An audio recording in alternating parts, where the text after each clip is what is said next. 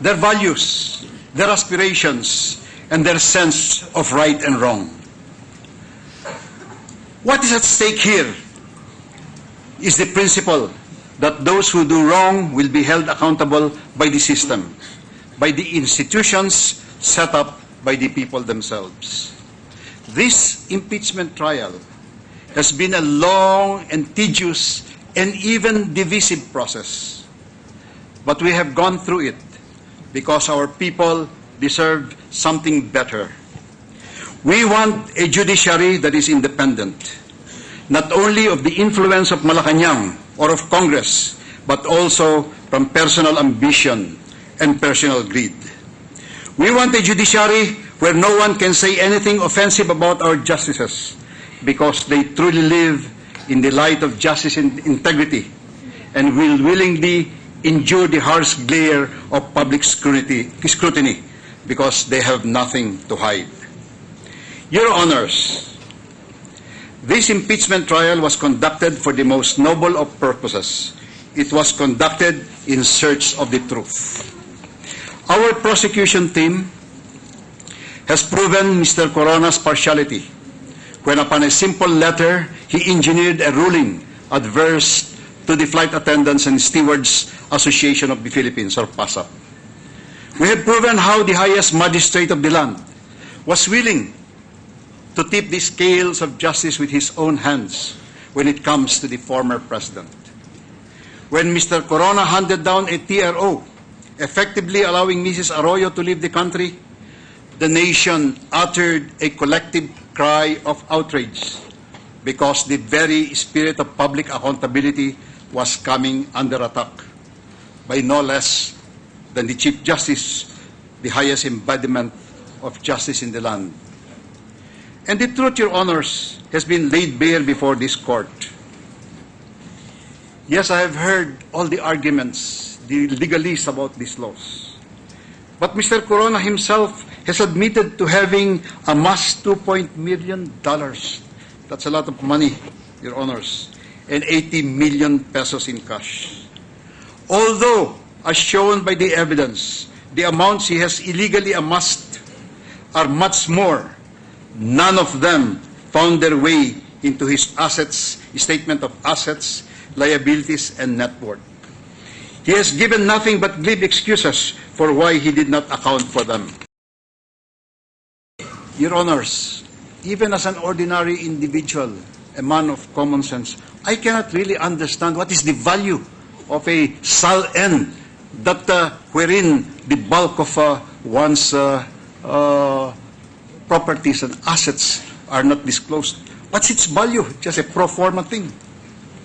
Your Honors, this impeached Chief Justice effectively wants to be exempted from the SAL-N law. In effect, he has not been declaring his true net worth through the many years that he has been in the public service.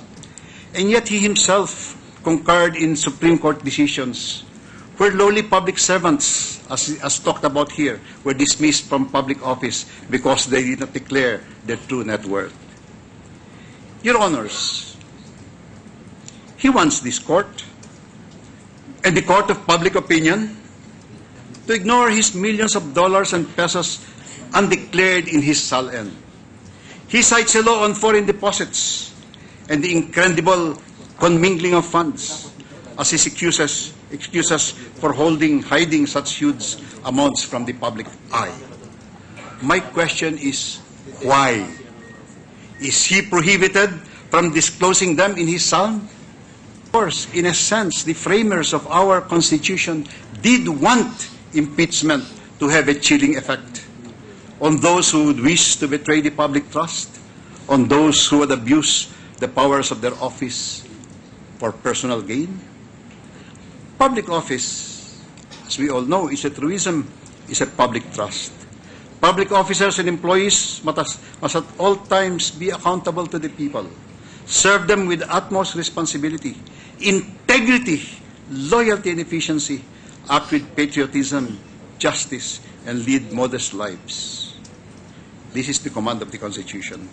The same Constitution additionally requires that members of the judiciary must be of proven competence, Again, integrity, probity, and independence. This requirement, one that is unique to judges, is not an empty reiteration of the exacting standards in holding public office. In essence, it manifests the constitutional intent to make the possession of the highest moral values a sine qua non condition for membership in our judicial hierarchy. Your Honors, I stand as the voice of an institution that, together with yours, form the legislative branch of government. The legislature crafts and passes the laws. The executive enforces these laws. But of what use are our efforts to build a better future if the head of the entire judiciary interprets the law through the crucible of partisanship or personal gain?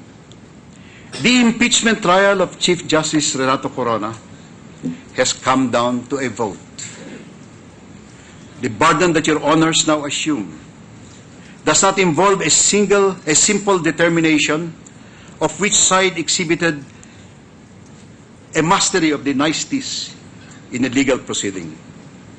What this honorable court is called upon to decide is far more than the entitlement of the Chief Justice to his position.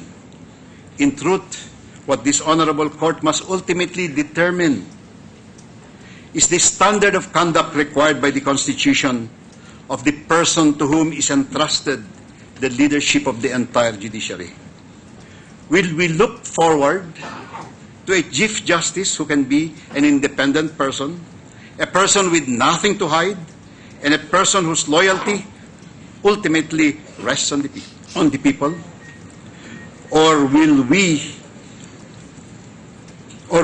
we allow to continue in office someone who has clearly betrayed the public trust? Your Honors, I ask that you see through the character of Renato Corona and reflect whether this is the man that we want as our Chief Justice, the head of the entire judicial system, for the next 6 years.